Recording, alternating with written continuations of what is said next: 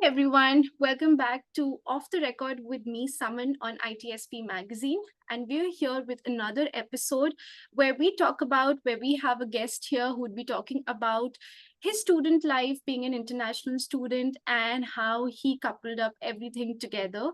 There is an interesting section here where you would get some tips if he does allow it and talk about a couple of pointers on entrepreneurship because he has done that along with being a student. So let's see how the hour goes with our talking. So Gaurav, welcome to ITSP Magazine, and we're so glad that you took out time to talk about your life journey while doing your masters at Syracuse University. And we want you to introduce yourself, where you're from, what course you did, where you're working right now because you've graduated, and over to you.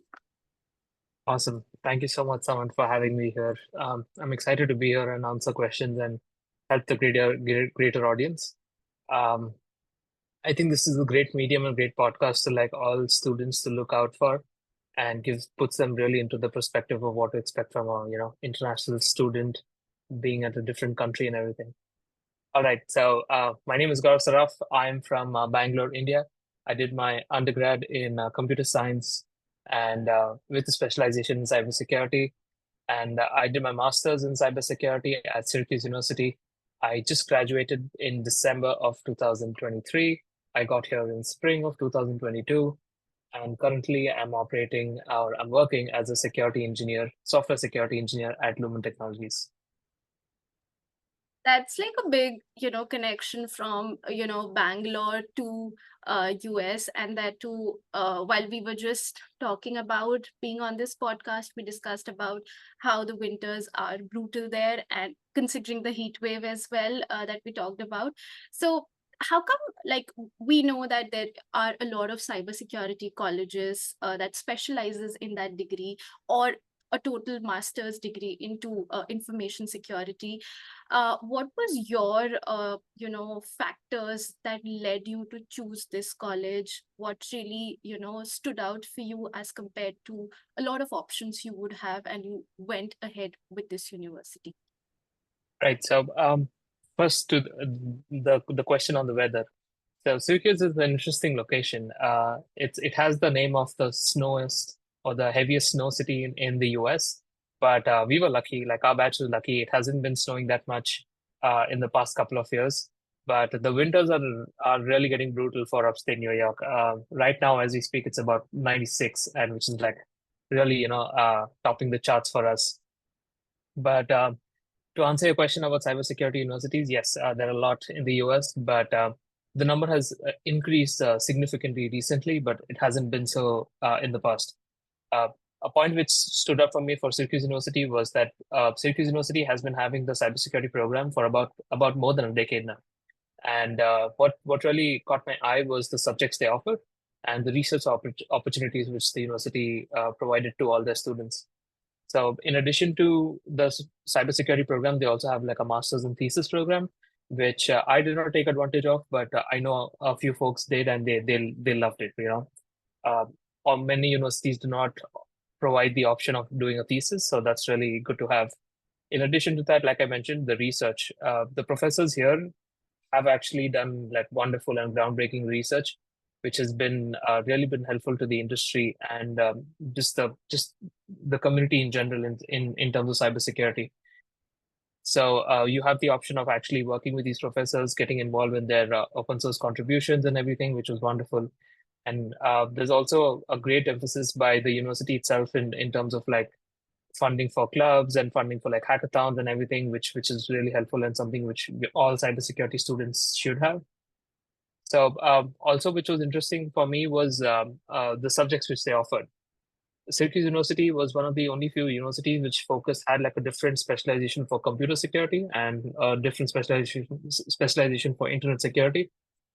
In addition to that, they also had like really good, optional subjects which were not offered by other universities. They were interest to me, especially like machine learning and security and IoT security, which was really cutting edge in my opinion.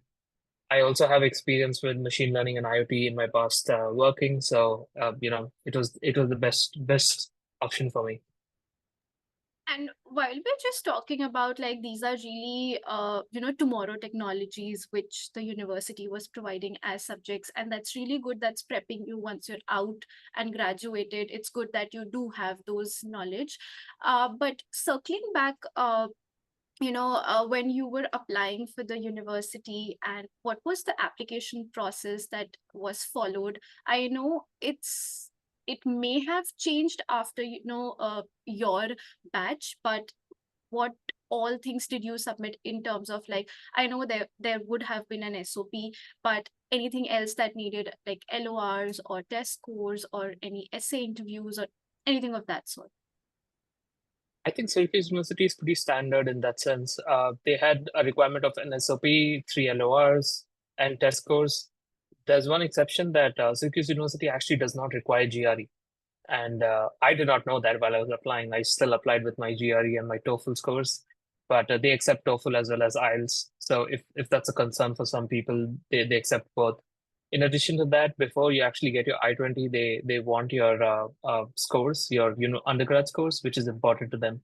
And once you're done with the basic requirements and you get an approval or you get accepted into the university, they just send you an I-20 and then you send in the deposit, you hold in your seat, and that's it. Many universities have a requirement of actually paying in fees as soon as you land, but your Syracuse University is a little bit more flexible in that sense. They give you some time, about a month or two, to actually put in all of your original documents as well as put in the fees and everything, which is quite nice, I feel. It's actually really nice because the day I landed here in Atlanta, the very next day, I was just running around the university to actually submit a couple of my original documentation, and then I got my ID card. And way before I flew, to the location, I had to submit the fees as well, like the first installment. Rather, the fact, like, if in the 10 days course I switch the I-20, I Hmm. moved to somewhere else, but still my fees is gone, it's done and dusted. So I anyways have to fly and join the same university. So that kind of flexibility is good, that as you mentioned, you do have time to submit your That's right. documentation, and that's good because it takes a while to actually settle up and whatnot that goes after that. But um basically, I also wanted to touch base on the pointers where when you apply, when you get that offer letter, like we touched on the I-20 portion as well. But I just wanted to understand if the university has some sort of scholarship tagged under, maybe just to international students, or there are specific programs that you apply for and from there you get shortlisted. We just wanted to understand what kind of financial aid does international students get being part of that university once you have that offer letter. Right. That's a great question. Syracuse University is actually, again, very, very nice and very flexible in that sense. They do not have anything specifically for international students, but they have a good chunk of scholarship aid available for all graduate students. More so for the engineering school than the information sciences school. The one of the most popular programs in Syracuse University is information sciences, and I do not think they have a scholarship option. I may be wrong, but none of my friends did, so I'm assuming they do not have any scholarship options. But Syracuse, the engineering school definitely does, and I had a scholarship of 30% coming right after my acceptance. But I hear the scholarship plus aid goes up to quite a high number, even more than 30% for a few cases, and it's completely merit based. There's no first come first serve basis or anything like that. If you're qualified, you will get the scholarship, and not just that, but they also offer you RA and TA positions if you're qualified, even before you actually start your school. So adding all of that up, it adds up to quite a bit, and it really helps in managing your finances for your master's program. One important thing to note is Syracuse University is actually one of the expensive schools compared to other universities. So that's something which everyone needs to keep in mind before getting to the US. But on the other hand, Syracuse itself, the city itself, is not that expensive, so it balances out. But that's still something to keep in mind. I agree. And, there has to be a good balance between the tuition fees and the city that you live, because the extra charges also come out of your pockets as well.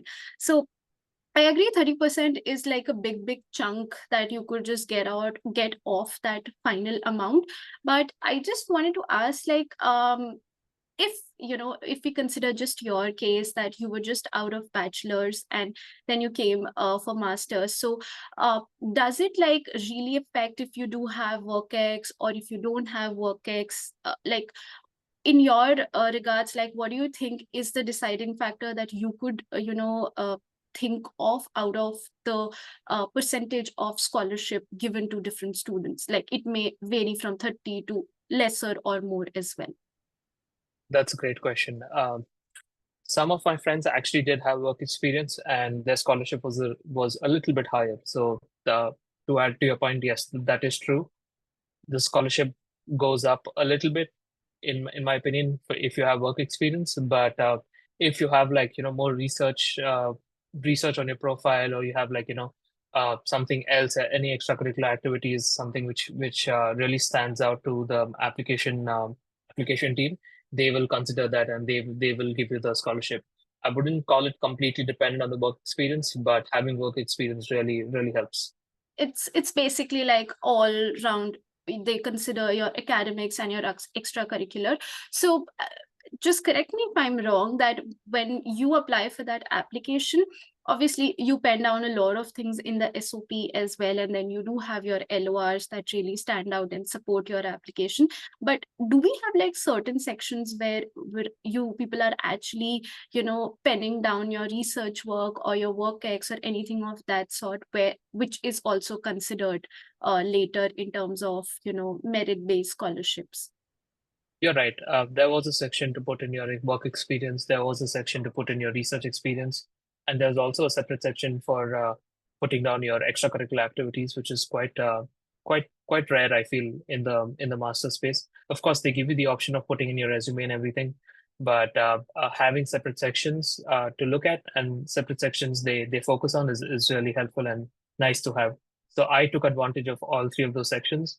And I presume they also have a specific page where you put in if you actually need aid or no. And I'm assuming as all everyone should just say yes right out of the box. If you need it or no, you might as well just apply for it. And if you apply for it, you will be considered for the scholarship. I agree, because for my application as well, we did have one section where it was specifically asked, like, do you need the university to provide you financial aid? Hmm. That was like blindly, I just said yes, yes, yes.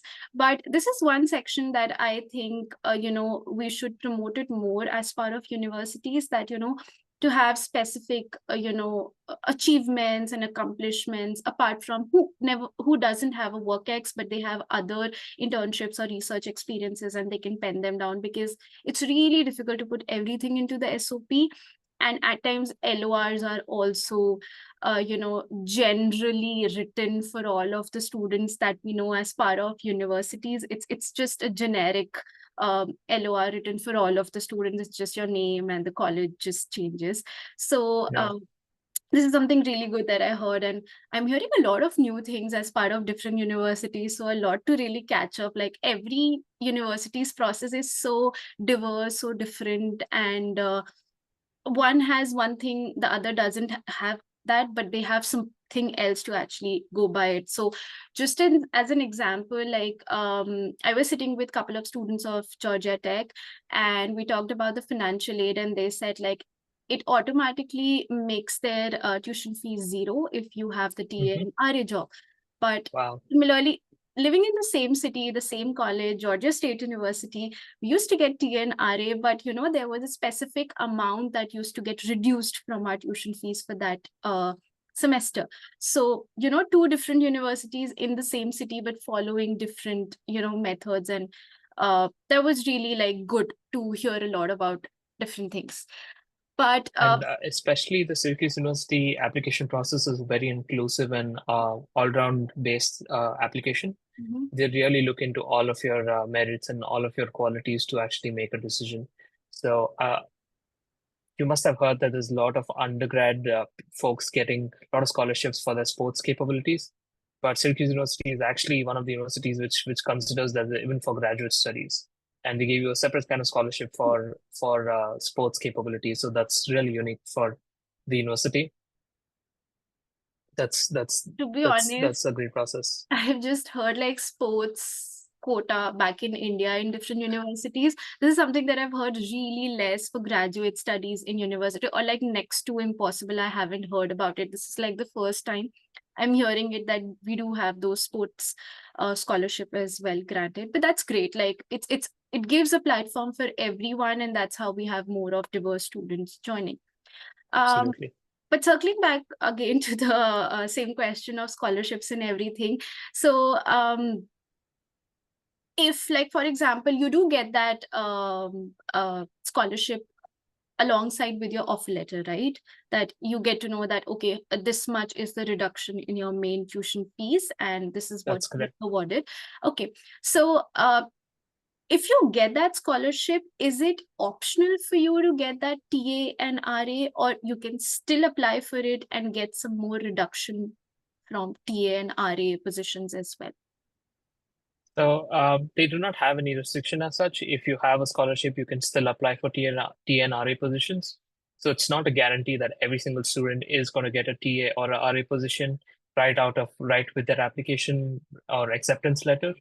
But they can definitely apply for it when they get to the university and they actually interact with the teachers and interact with the professors and see what they really need help with in terms of both grading or assistance with their teaching as well as assistance with their research and everything. But Syracuse University operates on a different structure where they do not reduce the fees, but they just give a flat out salary. But that might change in the near future with all the unionization happening on university. And I'm assuming that's a bigger trend all around the US. Unionization of these positions are really helping and adding benefits to our students. And I personally feel that's the reason why there's a difference between Georgia State and Georgia Tech as well. I think Georgia Tech has a union which pushes for all of these features and benefits. Yeah. Okay, we're not going deep into that side. I'll still support my university, but yeah, that's one fair Oh point. yes, absolutely. Go Orange. Yeah. Apart from that, and also, for example, you do have a cohort of, for example, 40, 50 students, or maybe lesser as part of the classroom strength. So everyone has a different, I'm assuming, different TA or RA job under different departments, under different professors. So obviously the per time changes for every student, or it's consistent all through the university. No, so every single student has their own understanding with the professor for the grading needs and for the research needs. But Syracuse University is actually one of the universities which also has a lot of on-campus jobs. At least they did when I joined. So the salary varied significantly for the on-campus folks, for RA folks, and for the TA folks. So the salary also changes. The number of hours you're working also changes. Of course, no one goes above 20 hours being a student, and never going above 40 hours being like on vacation. But to answer your question, yes, it changes significantly based on what work, what job you're doing, how many hours you're doing, and everything. So there's no set of hours you need to do or they require you to do. It's up to you. Great. That really answers the part. And before we move on to the finances section and more, discussion on that part, I just wanted to ask, like, is this course like a spring specific course, or do we have like fall intakes or any other like winter or summer intakes as well, or it's just spring intakes? If No, it's not just spring intake. It has a fall intake too, but it does not have any summer intake. So it's just spring and fall, and it's up to you. Once you get an acceptance, it's up to you if you want to join during the spring or the fall, and you can defer it up to 2 times. And it's really up to you to decide the season you want to come into. I Actually, I'm hearing a lot of things, like a lot of good things about the university. I was at a point really considering it, but because of the weather, I really like took a step back, that I can't take that brutal side of winters. Coming from India, obviously, we haven't seen that side of the winters. And plus, I would really agree to that point that the university is a little on the expensive side. You really have to think twice, thrice before, uh, getting over there. So that's why we come to the next section of where we actually talk about the finances. I don't want to drill down much into it. Obviously, Mhm. ranges from person to person and course to course, but on a high level manner, if you can talk about the finances and how did you manage it, just could be an aid for others as well, that how did you do it. Okay. So let's just start off with the fees. Fees, like I said, can change significantly based on the courses you're taking, based on how many prerequisite courses you have. Some have none, like I do not have any, but many have like one or two courses. But then what also changes is your how much scholarship you have on your program and on your acceptance. Based on that, it changes quite a bit. But on average, I would put it for a master's program in an engineering school would be around 50 to 55 to $60,000, not above that. But on the I school or the information sciences or the the management school, it might be a little bit higher than that. You can offset quite a bit in Syracuse University by doing on-campus jobs. When we were during our batch and the batch after me, we had a lot of on-campus opportunities, working in food services, working as a SOC analyst, working as an IT specialist, working RATA and the security advisors, all of that quite adds up quite a bit. So Syracuse, since I like I already mentioned, since Syracuse University is like a college town and it's a small city, the expenses are relatively low. So if you manage your expenses well, you can actually live just off your earnings on campus. That's doable, and I'm assuming I'm under the impression that most of my friends did that. So they lived off their earnings on campus, which is quite rare in the US. Yeah, it's quite rare. I agree to that point. I couldn't live on the tier RA earnings that I used to get. So it's more of you need to step out of your circle, get scholarships from other, community programs or anything of that sort, where do they give it for students as well. And yeah, but that's really amazing that you were able to have everything sort of through that earning as well. And because 20 hours is not a lot for a week, and it just flies by very easily, and when you count those hours and then the dollar amount, it just wraps up really less. So that's really great that you shared about it. And moving on the sections, where were there any sort of like you know in the terms when we talk about any sort of video interviews, any sort of interactions you had with any professors, like were you building up relationships before actually landing in the university, so that it's easier for you to pick up those TA and RA jobs? So anything that you can throw light on that you used as mediums. So I did not work as an RA or a TA. I did work for RA position for a brief amount of time, but not on an extended period. But what I've heard from my friends is they've really reached out to professors, looked at their research, their research background beforehand, and what they're doing right now, and spoken to the current students, their PhD students as well as a master student, to really drill down and get their positions locked in even before they got here. But even the professors realize that it's difficult to do all your research sitting in India, so they really help you and they support you if you do research after coming here and actually talking to them and helping them understand what your research interests and what your skills and everything. Based on that, they really help you get the position you're looking for.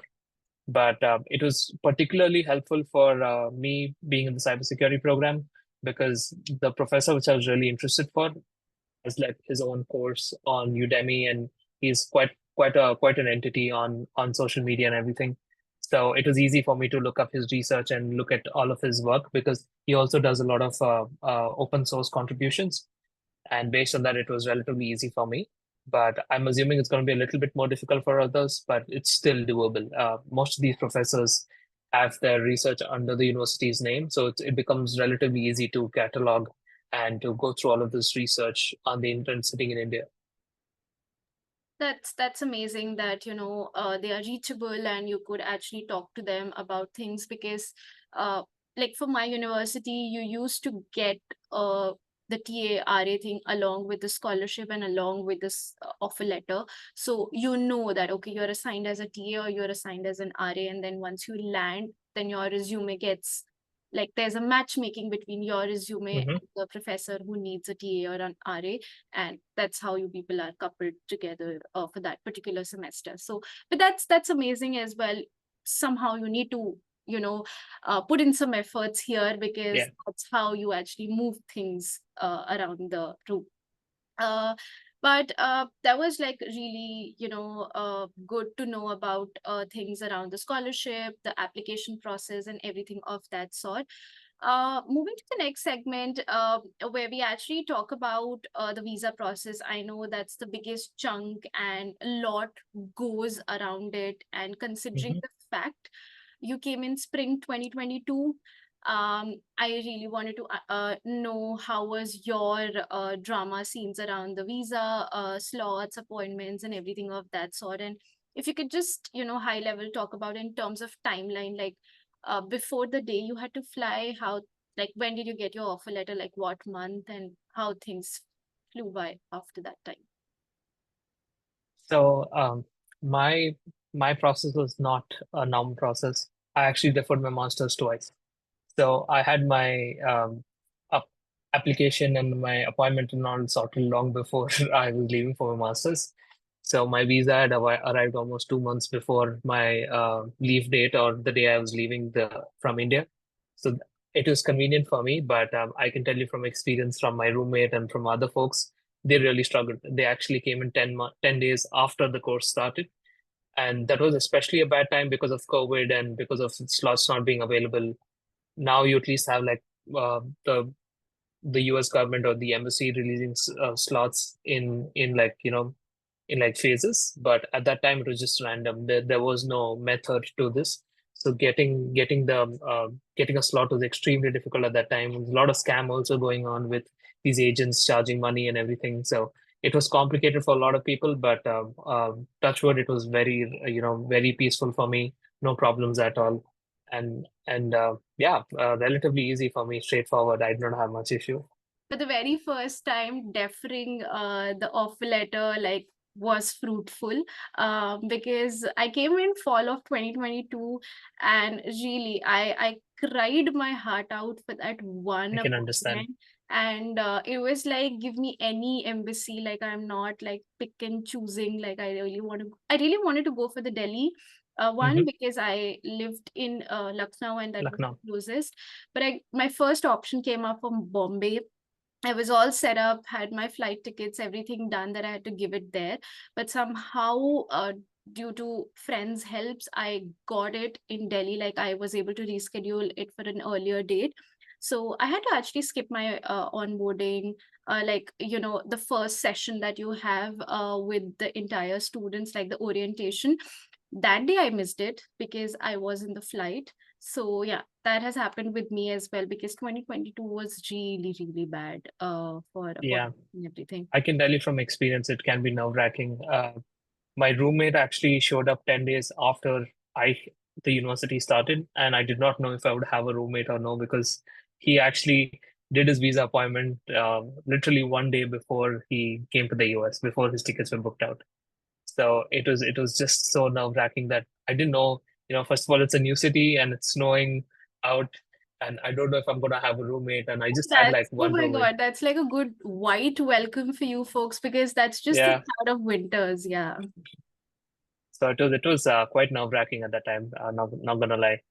But I usually wanted to ask this question to all the folks that come up on the podcast as well, like, if such situations happen. I know my university was helpful, that I was able to skip first day of the class because I was just traveling, settling up, and everything. But how was your university in all these terms, considering your roommate came 10 days late? So how supportive were they in such situations where it's not something in our hands, it's something that we're not getting the appointments through the government sites? But how was the university's aid there? So I must say, Syracuse University is actually very helpful in these, exceptional out of hand cases, because they were very supportive at that time. They let students come in like 2 weeks late because they knew that the situation in India was so bad and they were not getting any appointments. They were in touch with us constantly, and they expected us to respond to their messages and emails, letting them know what's happening. and if we need an extension, and just keeping them updated was important. But if you actually let them know and kept them updated, they had no problems. They were ready to wait. So extremely helpful in that sense. That's great. Like that should be the case because this is something not in our hands. And what can we do if we don't get the appointments? That's right. Yeah, that's fair. So coming down to the time where you actually landed, like obviously it should be January after Christmas. So how was your transition from, like, I know we've talked about it that you haven't moved out of Bangalore, like you haven't moved out from that place ever, and the first outgoing thing happened was a different country altogether. And how was your transition process? Like how was the first few weeks in terms of settling in? And I know a lot of culture shocks, but something that you want to talk about. So it was an interesting transition, I must say. It was probably the first time I was seeing real snow for an extended period of time. And just, being in that jacket and being in that attire all the time, keeping yourself warm was something, so not used to, because I'm from Bangalore. It's like California weather. And it's like, and coming from there to like sub 5 or -5 was really was really something different. But I was fortunate, and I'm assuming most of the international students are, is they have some friends here, or they are in touch with a few people who are ready to help you. So if someone has come before you, they are more than happy to help you. And I had a friend who had come to the airport and picked me up, and he just helped me like put my stuff inside my apartment and everything. So all of that was okay. But what really adds up is to get all of your stuff for your apartment. You need a lot of stuff which you need to order locally, and then make all of that available for the apartment to be livable in the US, right? So that took time. That took about 2 to 3 days, and then setting up your internet and everything is just whole list of things which you need to do. But it also puts you. It's definitely a shock, like a speed breaker, but it also puts you into the zone of being an international student very, very quickly. And I personally think it's a good thing. It gives you like the shock, but you're also into the zone very, very quickly, and you understand the ground reality, and you're not living in a bubble which you had in India.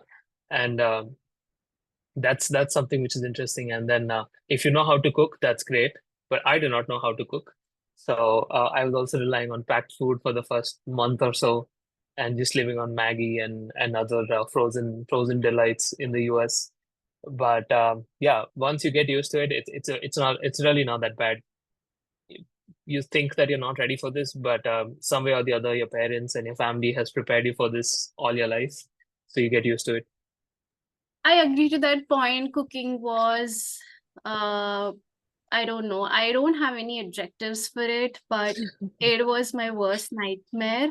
And I can't say it, but in every of my suitcase, I had like one layer of Maggie, like Yeah. one layer of Maggie spread out all across my suitcases. So, I was surviving on those breads and everything. And after like I'll complete 2 years this year, and I still can say like I can survive. Like I do know the survival trick of cooking and everything, Yeah. but still that's like a very you know fun joke that my family cracks it always on me, that to make her learn cooking we had to send her this far, that she's able to Yeah. now cook at least for herself and for 2 3 more people, but we had to pay such a price for her to cook that we had to send her so far.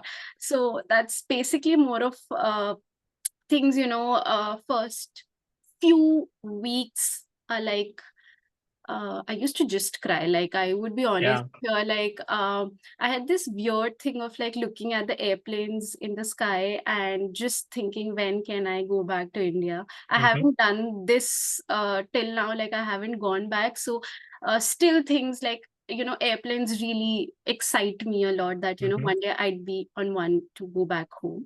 So everyone just paves their own path and make their own life here. And to be honest, there is no thing as of you can actually take a break or anything of that sort here. Yeah. One or the other thing comes up, and cooking was the worst thing that I came across. So you know what's interesting?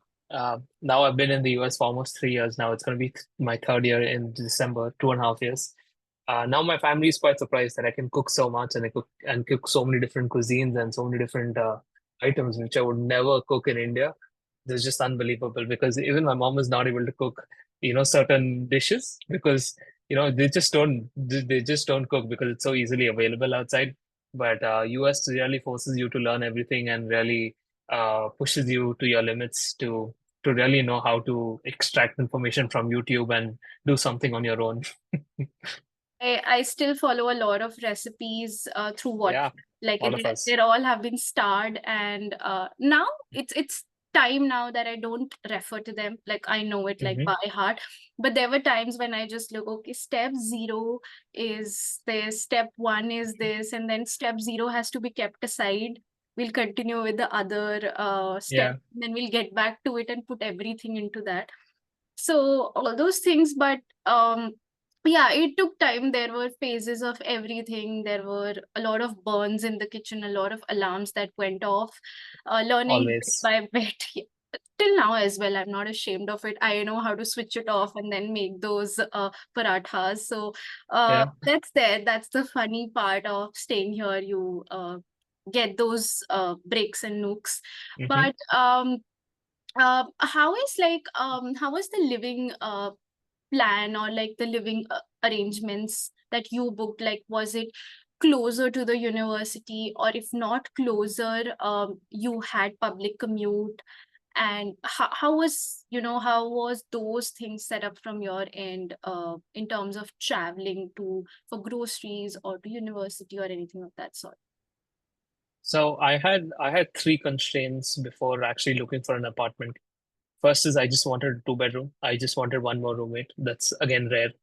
People don't want that, but my constraint to finding a roommate was he should not be from my program, and I just need one more person because I knew It that I'd took be you interacting a with lot of cybersecurity. time then after the deferral that you can have like the perfect match. I agree. Yeah. Yeah, because I didn't want to interact with cybersecurity folks all the time because I was interacting with them in class, and then I wanted to see what's happening with someone else who was not in my program, right? And coming back to the constraints, the other two constraints which I had was I wanted the utilities to be included in my rent, and the apartment should be really close to the university. So that's a constraint for me, but it must not be for everyone else. So for my apartment, luckily I found something which was relatively close to. I think I was closest to to the university compared to all of my other friends. But all of my other friends, since this is a college town, all of my other friends do not live more than a mile away from the university. There is public transportation, and there's also transportation provided by the university. But we just walked, and we just have like those electric bikes and everything, so we just use them to like roam around and get around the campus and get to campus easily. But particularly for me, it was easy because I was the closest. So I could just walk to my university within like 10 minutes walk, which is not a lot in the US. Not a lot just in US, because my mom is yet shocked like I was not walking much back in India, because we have this thing like either we have two-wheeler or four-wheeler. Yeah, It's convenient for us to take those things, but here we happily walk, like okay, it's a mile, oh that's fine, we can walk up to it, like it's like yeah, 20 minutes, it's fine, walkable distance. But people do more as well. I've seen it back in my university as well, like depending on how much you can walk. But yeah, 15 minutes is like really, really doable. And good job to you that you could search everything under your yeah. rules and regulation and it worked out somehow. Yeah, I So, would give anything for an Activa in the US, but I don't think that's possible. but like there are like student like the majority of your classmates used to stay, like those are farther away and they're more on the sharing side, right? Correct. So even in my apartment unit, the apartment building, they were with three-bedroom and four-bedroom, but I was able to find something which two-bedroom. But it's really up to the person's needs and requirements, and based on how much like interaction do you need. Both my roommate and I were fine with having just both of us constantly looking at each other's faces and interacting with each other. And of course, we had our private rooms and everything, but some people are not. Some people need like four people around them or three people around them, which is completely fine. And uh, since everything is like a mile away and they have like student housing all around the campus, so it's relatively close. And I don't think anyone lives more than a mile or even a mile and a half away from campus here, at least in Syracuse University. Okay, that's more like a blessing to have like a private room. But two fun questions for you that I'll throw off guard. One is, did you had laundry unit inside your apartment? That's a good question. Again, no, we did not. It was a common laundry. We had to actually, not even our apartment, but we had to like go to the next building's basement to get the laundry done. Again, we were at ground level, so it was not that bad. But still, in winters, carrying a laundry bag out was not fun. Let's just say that. I loved it. I was living in sharing, but I just had to walk 2 steps across the hall and then dump all of my laundry and it's all done. So that's the best part. So, so that was only 6 months though. Then later on, I moved to my new apartment that had like a laundry and everything. So right now, the accommodations we have right now, it's pretty sweet. I know. But yeah, considering the fact like everything around the university, like upstate and closer to like New York, I've heard like a lot of folks, couple of my friends in NYU, they also had to move down for the laundry, like few blocks away and get it done. Yes. So that was something a shocker for me when I came to Atlanta and I had it in my apartment. So I was like, okay, Atlanta is still much better on those Yeah. fronts that it has it. But the second fun question is like considering your constraints and then the apartment and everything, did you had like a balcony as well that came up with the apartment or it was just a 2 bed 2 bath? No, it is just a two-bedroom apartment. You will not find a lot of balcony in upstate because it snows so heavily, and the snow just accumulates in the balcony and gets really heavy and everything. So having a balcony is actually quite rare in upstate. But not that they don't have it, it's just that it's not that common. So I do not have any balcony. I agree, and that's fair as well. Rather, it's like an added job to actually clean that up as well. To That's best that you don't have it. Yeah. But those are a couple of questions that I usually put out somewhere in the middle just for a refresher. But coming back to we know we've discussed about the application, we've discussed about what were the factors that led you to choose this course, and then the visa process, more on the transition side. Cut to chase, I really wanted to ask about the job market. And I know you're working right now, and that's really great. But I really wanted to understand how was it for you to search for that job? And was there any sort of aid that was provided by the university, or it was just you who you like what you want to talk about those job scenarios? I know because these are really thin times where the market is not that good. Yeah, considering the environment, my process was relatively easy on me to get the job and get internships and everything. But just to give you an idea about what is the support from the university did have career services and they did have like job fairs. Job fair was not particularly helpful for me, but the career services was always assisting us with building a resume, building a profile, and adding stuff and fixing all of that. All of that was helpful. It was provided by the university free of cost. They don't charge you or anything for that, and it was helpful. But what I would really want to say is what really matters is what you do and how much work and effort you put in. So it really comes down to the person itself, to how much networking you're doing and how much research you're doing on the companies, what's your profile, what's your background, projects, and everything. So my internship search was long but lengthy, but also apt for the time. So if you see the timing and the timeline for a spring student, by the time the job market opens, you're already in the US for like 7 to 8 months. That gives you a good amount of time to get used to the environment, see what's happening, fix your LinkedIn, fix your resume, put in all the details, have everything ready for the job market to open up in like September, October, and everything. So that's an advantage, I would say, also for spring students over the fall students. But of course, there are demerits for coming in spring, which we can get into later. Uh, I took advantage of that quite a bit. And I had certifications being in cybersecurity. I had certifications in India. And I got another 2 certifications when I got to the US during my first summer here. And by the time the job market opened, I was ready with my profile, with my LinkedIn, with my connections, with my resume and everything which goes around it, right? With my GitHub and everything. So I took advantage of that and I applied. I actually started applying at the in August. So I applied for the positions for next summer in August. So people are actually quite surprised when they hear about this, but this is, I think, common practice now. And because I started applying that quickly, I actually started locking in interview positions and interviews for these positions very, very quickly. I remember my first interview was in September, and I kept interviewing till like late, I think May, and internships start during June, right? And June of 2023. And I was even interviewing till like May 2023, even though my internship was locked down and I had finalized it much earlier than that, but I still wanted to get my experience. And I actually even applied for full-time positions in to see if I could finish my master's in 1.5 years. But I did not do that. I focused on my internship and I got multiple offers going off from September itself. And what really helped me was just having everything ready at time and being able to apply that quickly was really helpful. And in one of the job fairs, actually, a coincidence for me was one of the person there was from Syracuse University, and he was into cybersecurity. So just interacting with him and talking with him was very helpful, and I was able to lock down that internship. So I can tell for sure that alumni do help. I agree to that point, and I agree to the point as well that job fairs are not that helpful.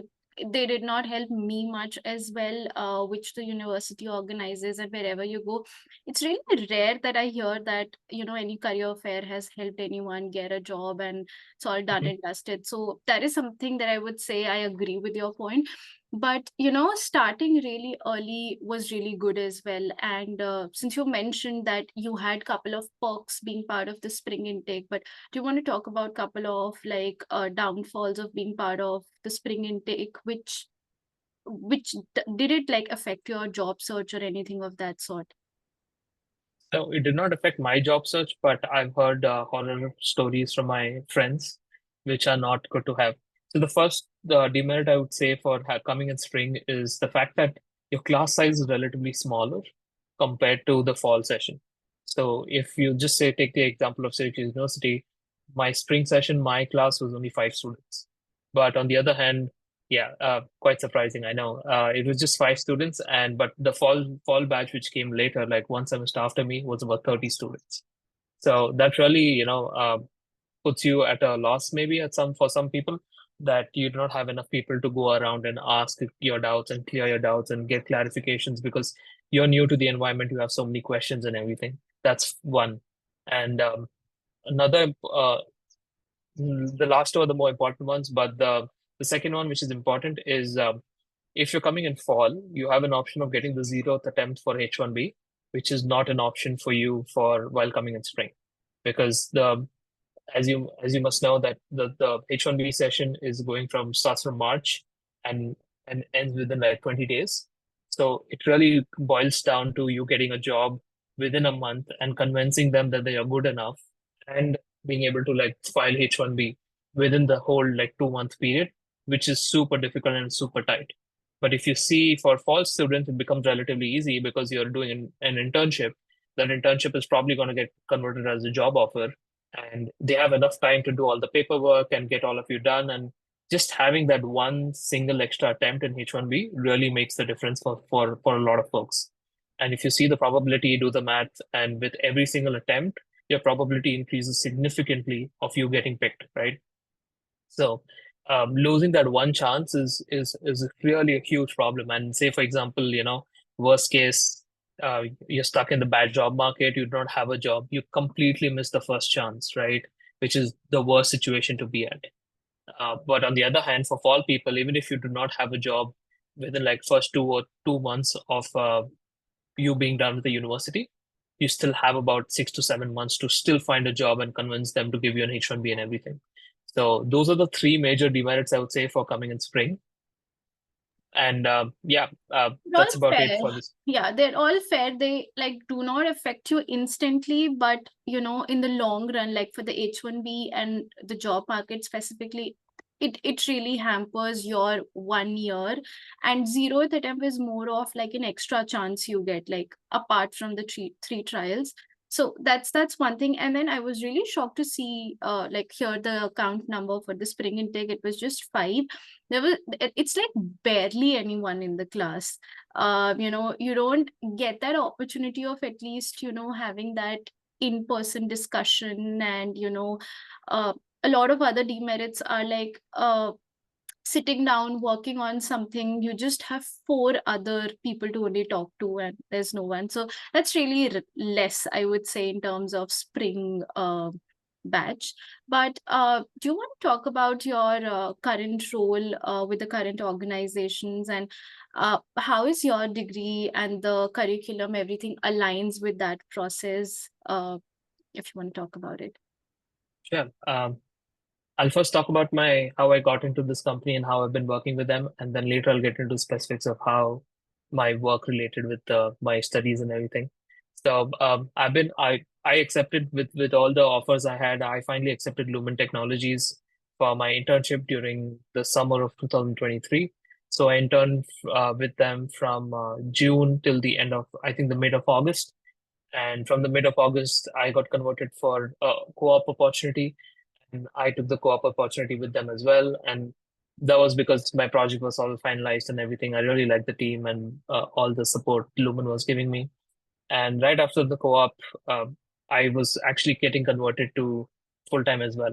So I've been with the company for about a year now, and I never stopped working since I started in June. So I started with June, finished my internship, then started with my co-op, and then started off with my full time right away. There was a gap in between because of the whole EAD process, which takes forever. But other than that, it was I've been working with Lumen for over a year now, and I do write software in the for the security teams. So Lumen has a lot of products. A big chunk of their product involves security, and I was writing, or I do write software and focus on software for the security side of things, which really entails and has, like, mix of both. So you're doing a lot of cybersecurity, using a cybersecurity knowledge with software skills and everything. So to answer your question on how my studies actually helped my job process, it really did help. So if you remember, I mentioned this course called computer security I did in my university. That was really helpful for me, and having an additional and extension to that was the internet security course. Even that was quite helpful. It really, solidifies all of your concepts, which we learn in the pen testing side of things and blue team side of things, and see at the core, what technologies are being used, and how does that affecting your decision making steps for while being or while solving any problem at your job. But another interesting point I would like to mention is every single student, or even me for that matter, are always focusing on the most cutting edge technology in while you're in university, right? Cutting edge research, cutting edge like tools and frameworks and everything. But that actually does not correlate well with job in the job market, because even though the companies are in between of, like, being cutting edge and being like not as outdated as your studies, but there's still quite a bit of gap between the tools they are using from the cutting edge. And that's something which is quite important to keep in mind before just jumping into the most cutting edge technologies, because you're most likely not going to be using that in your job. So having projects on something which is, maybe a season old, I don't know if that's a way to put it, but if you focus on something which is like foundational and core and has like basics, is really going to make the difference over doing the cutting edge and the most advanced stuff. So that's something which I kept in mind as well. I did, of course, work with machine learning and AI and large language models and everything before I actually joined my job, but I focused on the fundamentals. That's really great, and that's one thing that I've seen everyone talk about, like getting your fundamentals perfect, because you don't know, like as you mentioned, that a lot of different tools have come up into the market, and you don't know what your organization is using, or either obviously they hold the same functionalities, but at times your organization has an in-house technology or tool as well that's being employed, and you need to learn onto that, and there's no like you can't speak much about it outside of the organization, but there's a lot of learning. But it depends like how organizations have matured themselves in terms of technologies, and what is your contribution in that. And I understand that point, that the degree program really gives you the theoretical side of things, like to understand the fundamentals, and you were actually viewing it as if this has happened hypothetically, doing analysis, security postures and everything. But when you come down in the real world, it's absolutely like a beast, and it's really different. So I work at the audit assurance and controls, and I've had Interesting. like one subject that was related to more on the audit side, and our professor really uh, pushed us to give that CISA exam, and be an auditor and this and that and everything. And that time I never like dreamt of like I would be moving into this section. So things are really different. What you have learned theoretically, okay, we know there is PCI DSS, you have to be compliant. But when you come into the real world, and when you see non-compliance, when you see risk turning up, it's really different. And that theory really helps you to actually summarize things. And there was like a moment of like deja vu, when I used to just say, okay, I have heard like risk transfer, I've heard like risk acceptance, but we're doing it actually. And these are some real life examples where we're actually using those things. So the degree program really comes handy with all those subjects the professor Absolutely. taught you and everything. And couple of notes I still refer to in my head. Okay, these are things which are like priceless, to actually have written all those things by really good professors when you were getting taught those things. So Right. And while being in the master's program, you do not see the gravity of things and decisions which you make.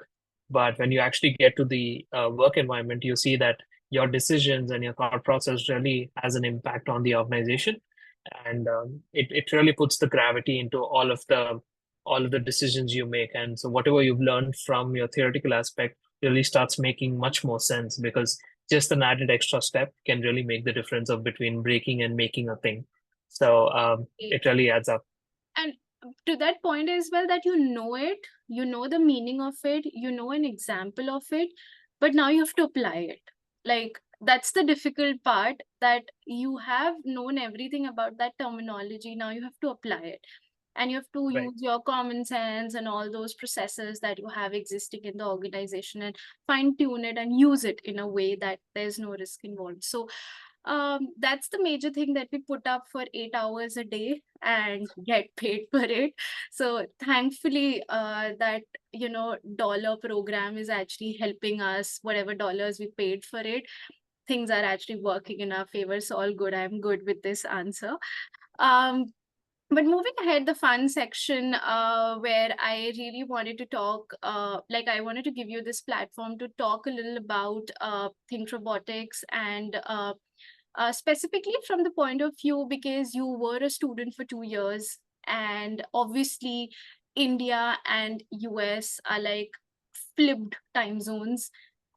So I just wanted to understand, as an international student, and then there were a lot of things on your plate, and then being like wearing a hat of the entrepreneur as well, how were things for you, and how did you manage it? And obviously we wanted to know about the organization as well, because why not like let the viewers know about it, and if they can be part and parcel of it as well.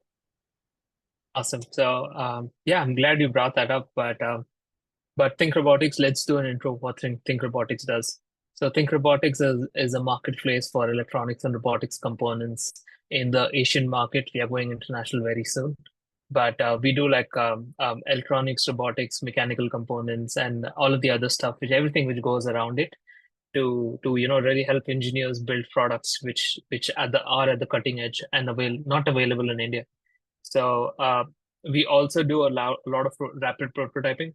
So that includes like 3D printing and laser cutting and water jet cutting. And we plan to start PCB manufacturing soon if everything goes according to plan. But it has been an interesting journey. So this started off with with me not being able to find parts in India, and me having a friend in the US who could get those parts from the US to India, right? So and if you know that the customs is not the sweetest bunch of folks to get electronics to We'll India. not get into that side because I've lost a lot of products in custom, like while being here, ordering a lot of stuff from India, and then things really get outside the boxes. So that would be a very rageful discussion. So let's skip from that custom thing. Yeah. Right. So just the electronics thing was not easy, and we started experiencing that this is not easy for a lot of companies as well in India, and that's why Think Robotics was born in 2019, where we made all of these parts available in India, and there was not a lot of folks available in the market as well to deal in these components. And since we I personally saw and my co-founder saw there's a lot of market boom happening in terms of like robotics, drones, and AI, and IoT in general in India. So this was a good opportunity for us, and we took it. And we founded Think Robotics in 2019. So I was actually working on Think Robotics while I was in my undergrad program as well. So I've been managing my education, like a primary education with a background thing for quite some time now. That experience really helped me doing and working with my team back in India, living in the US. So it was definitely not easy being a full-time student, working as a SOC analyst on campus, plus doing Think Robotics, and on top of that, cooking and cleaning and doing everything. But you really get used to it if you just put your mind to it. And what I used to do is basically have like the whole daytime when it is night in India for everything related to my master's and related to my job on campus and everything else, right? But during like early mornings and late evenings, I used to interact with my team in India. So kudos actually goes to my team in India as well. They've been really patient with me to, wait for my responses, wait for my tantrums every day in the morning and the evening, and working odd hours even for them. So I had a lot of support from my team back in India, from my co-founder, as well as my family. My family also has been very helpful. So managing all of this was definitely daunting at times, and especially my second semester was not easy with all the course load, my professors grilling me, and everything which is happening with the internship and everything. But you really get used to it, and I'm not the only one. I actually know a couple of folks who are doing this, and all of them are excelling. I agree, and it's really commendable for you, like handling a lot of stuff. So I really want to congratulate you for that. And Thank I you. know hearing about the organization, few things really just went off my head, but that's fine. Like, understanding the requirements and everything is really great. And then because you started up this at a really early stage, like in 2019, so you had that flavor of Yeah, working and studying together. But I know things really get on south side here when you come here, and there are a lot of things which may not make sense to people back in India. Like if you say I have this, so a couple of things are like really like okay, it just takes some time, but uh, the idea of just to decide what to cook tonight is also a task for us. So skills. yeah, so it's more of on that end. And then obviously, like we mentioned, like the time zones we run, like if you are at the eastern time zone, you run like 11 hours behind. That's right.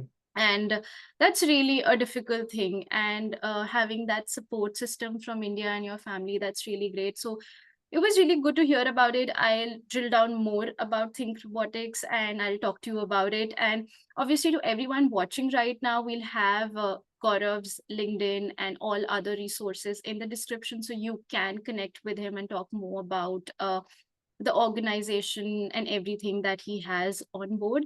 So that's really great. Like, thanks for sharing it on ITSP magazine about the Absolutely. organization. So we're just at the end, and it was really a fun session that we had lots and lots to talk about, and hopefully it helps a lot of folks as well. And as you said, the alumni is really helpful. So being part of that group, we are as well helpful on those ends. So just one last thing to all the incoming international students, any piece of advice or pieces of advices that you want to give out to people coming to the university or in general to US? Anything that you have learned and you want to share about it? Yeah, so I have a couple of points which I tell everyone, even other folks who plan to come in at Syracuse University, is first of all, it's not a joke. If you're coming to the US, it's not a joke to like just come to the US without knowing anything and without preparing yourself. Uh, I'm sure even you must have known, and it has happened here at Syracuse University that many folks actually go back to India because it's been so difficult. And even though it's difficult, it's really worth the hard work, I would say. And if you're up for it, and if you're prepared your mind for it, it's really definitely worth it. But just be prepared. It's not a joke. Be prepared to do like all the hardships of doing your own laundry, cleaning your own house, and cleaning your own utensils, and cooking and everything. That really adds up. And in addition to that, please take your education seriously. It's not a joke. I see a lot of people like just having fun and play around. If that's your motive, please do so. You're happy to be, you're free to do so. No one's there to stop you. But if you're the one who's more studious and who wants to focus on your career, please find a group which is inclined in the same way, because it's really easy to go off track in the US because there's no one monitoring you, and there's no one actually focusing on what you're doing because you're all up on your own. So just having that the right folks around you, and having being able to like have the right roommate, having all the support which you need from them is really makes the difference. Is like the make or break point. But just having education focus is extremely important.